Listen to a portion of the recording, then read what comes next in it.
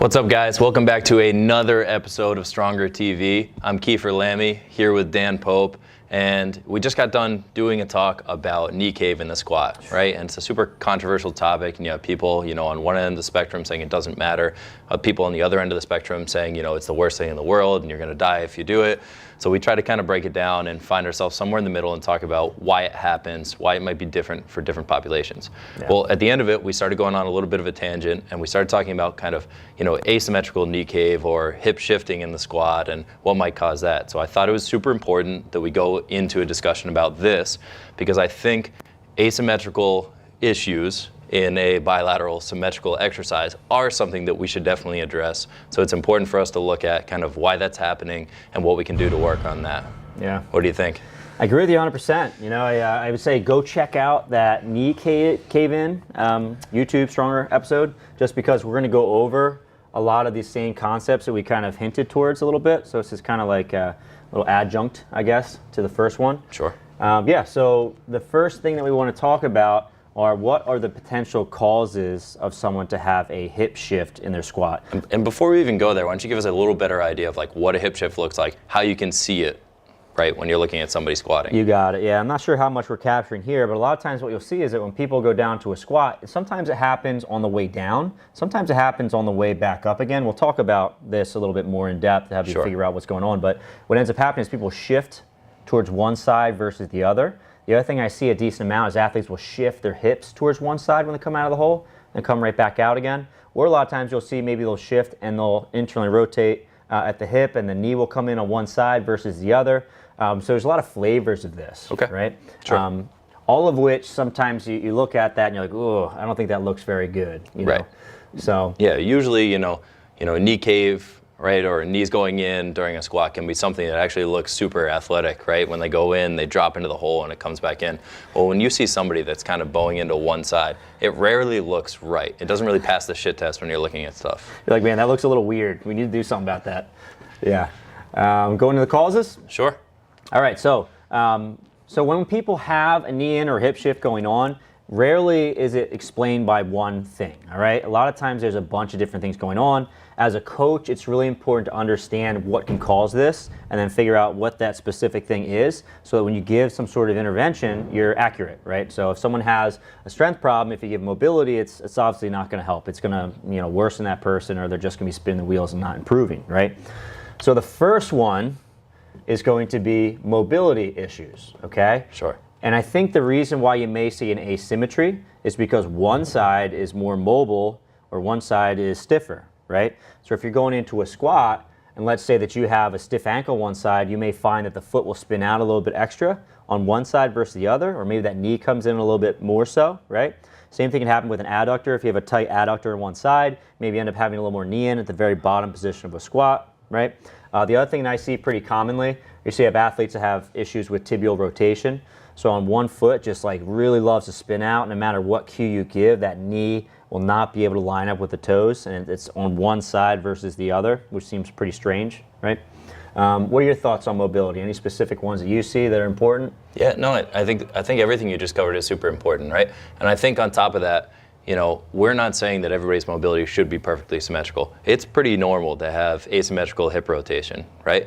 Yeah. But it's important for you to understand your own, right? So you can say, one, all right, is this something that I should be working on changing? Mm-hmm. And if not, all right, is there something I should be doing maybe to my stance so that I can make my asymmetries a little bit smoother or more symmetrical in this position?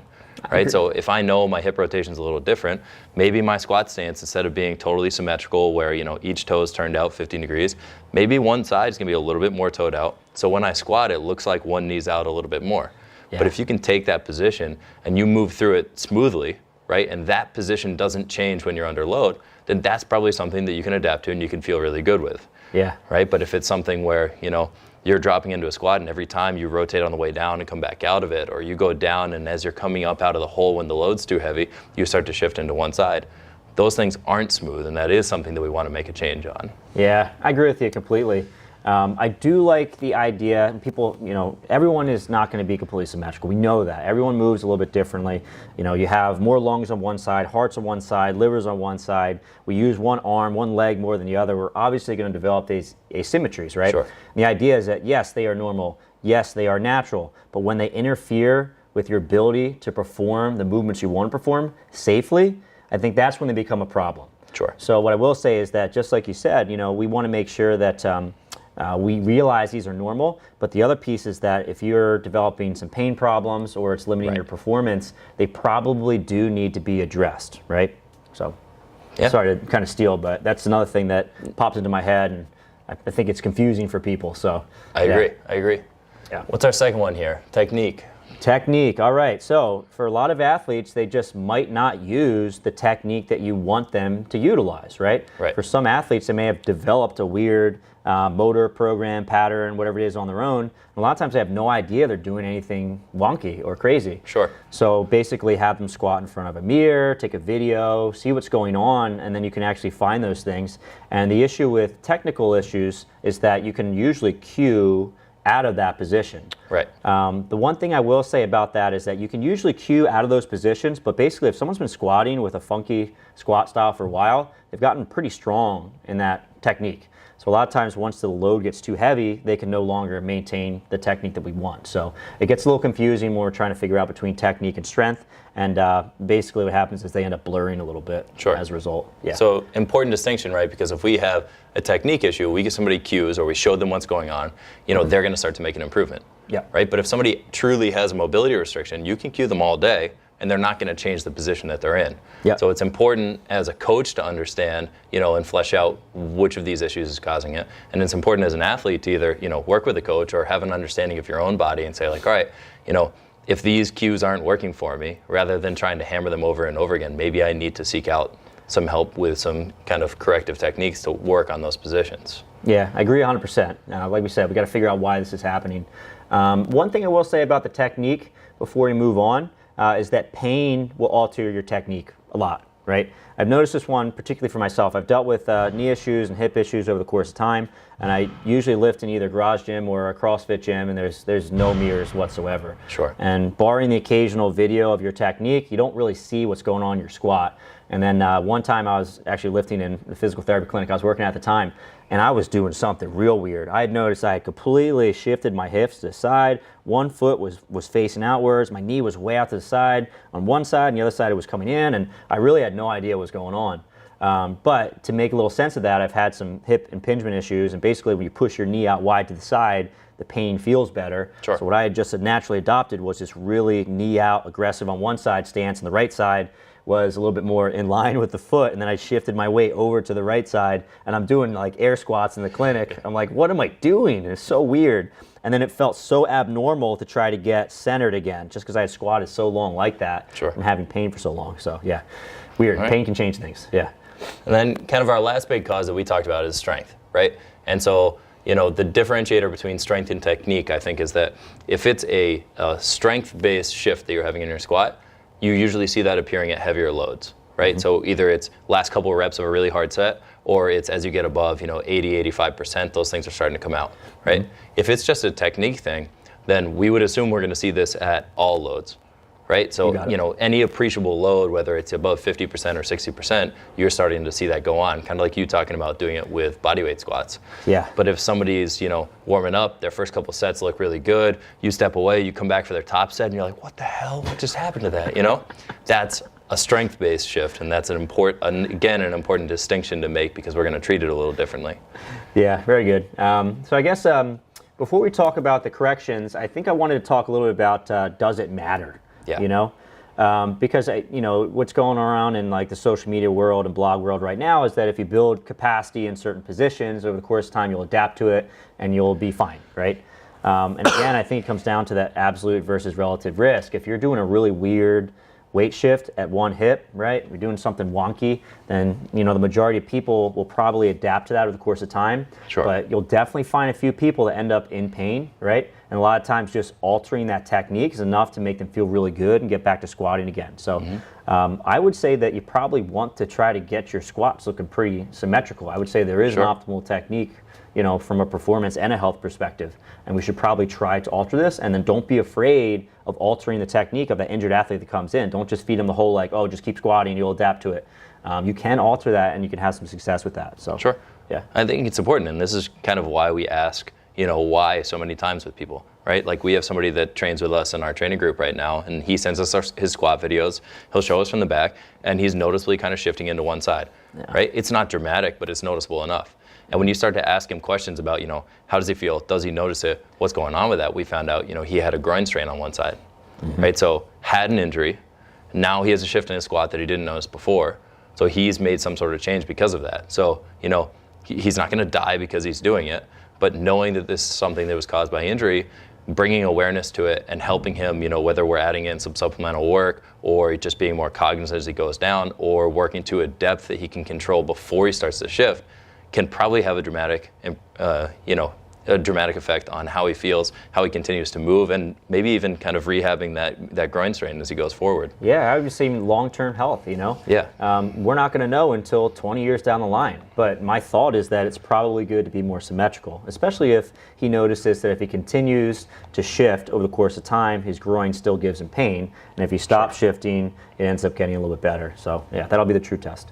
All right. Yeah. Let's talk about corrections, Dan. Boom. All right, starting off with mobility. So what's super interesting about mobility is that a lot of times you'll evaluate someone, right? And then one side of the body is perfect, has incredible mobility. And the other side is just super stiff in certain areas.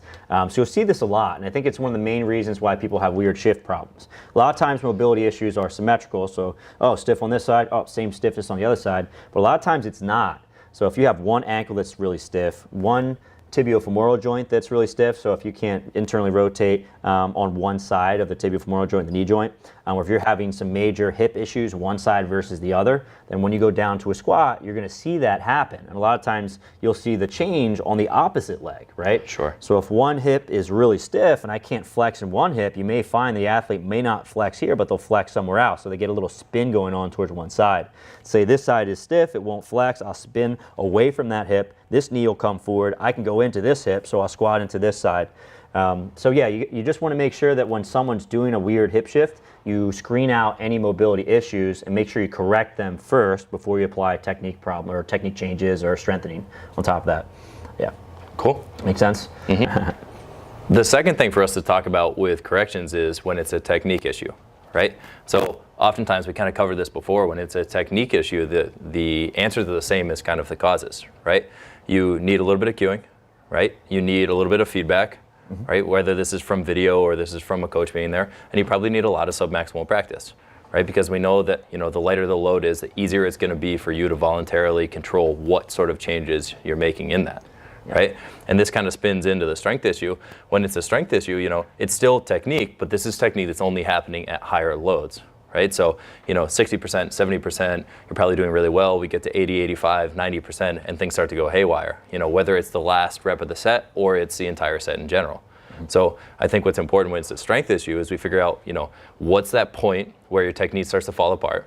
Okay, we draw a line there, and let's do a ton of work right below that end of the spectrum, right? So we build a ton of volume, we build a little bit more capacity, and then we start to push the envelope a little bit over time to get to a higher intensity where, you get to get more load on your back before you start to break down.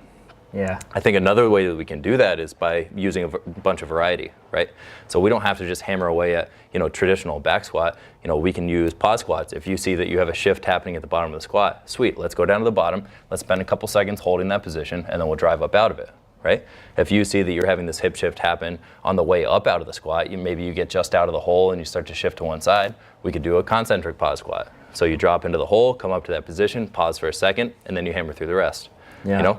You could also just do tempo squats, which is something, I feel like we talk about this almost every episode. Yeah. Is if you just slow down not only the eccentric portion, but the concentric portion as well, like you're going to figure out where you feel strong and where you don't. It's going to force you through those positions. Yeah. And I think what's really cool about all of these things is that you can keep your relative intensity super high, right? Because all of these variations are really hard to do, but your absolute intensity is going to be much lower because your max for a pause squat is not going to be the same as your max for a traditional squat, right? So you know that you're working at a lower intensity.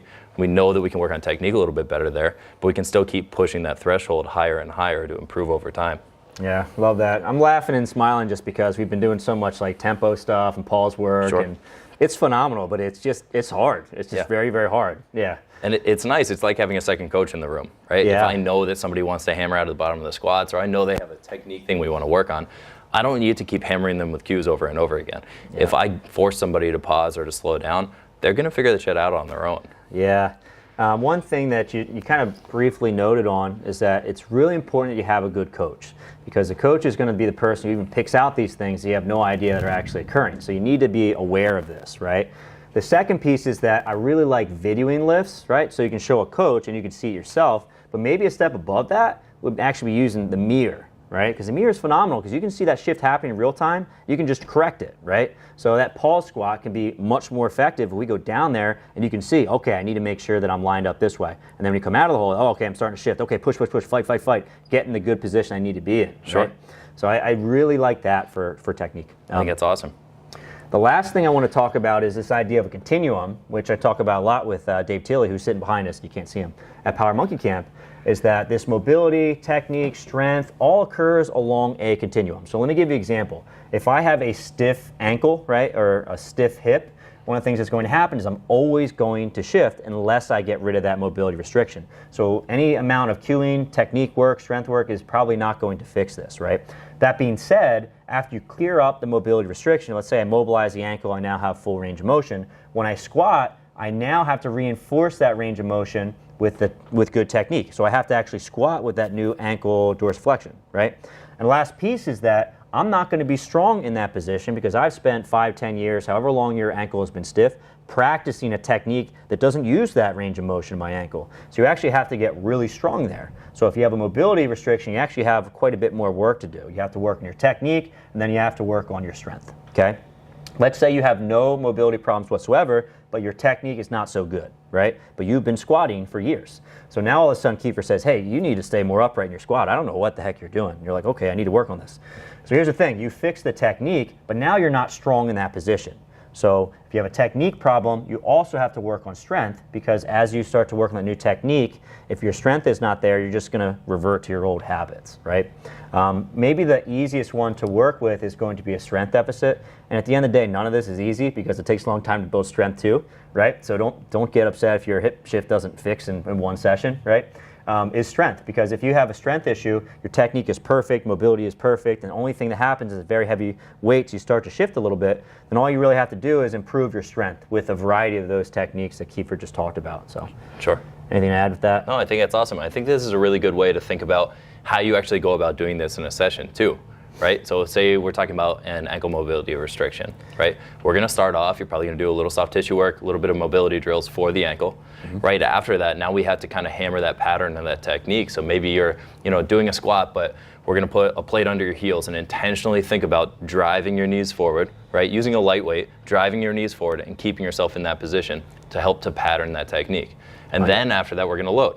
And we're going to work on your squats the same way you would have otherwise, but you're kind of trying to be conscious about using that technique that you mobilized and then you started to pattern for yourself.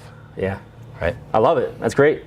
Very right. practical. Thank you very much, Kiefer. I like it. I think that's all we've got for today. Again, thank you guys for watching. If you liked this episode, please subscribe to the page, comment below with anything else you'd like to learn more about, and make sure you tell your friends. Thank you.